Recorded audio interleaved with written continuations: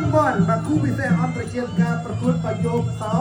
ដើម្បីយកទៅចាក់ជាកំណប់វ៉ាវខំកូនខ្លាបាទស្ងាត់ទៅលំលេនទៅវិញហាត់ក្បាច់គុណខំកូនខ្លាបាត់ចុះក្នុងត្រាហើយខាតរត់ទៅយកសោឲ្យបានបាត់ជើងក្រោមមួយសិន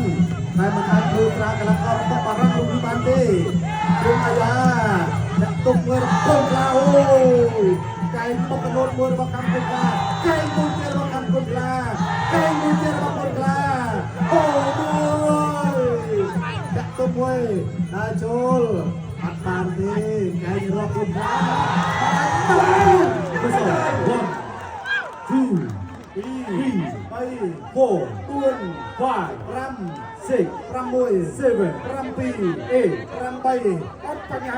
ព្រៀបទៅរកប្រទី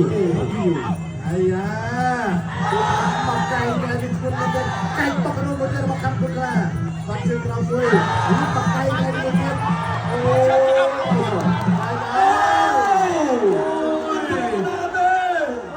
Messi man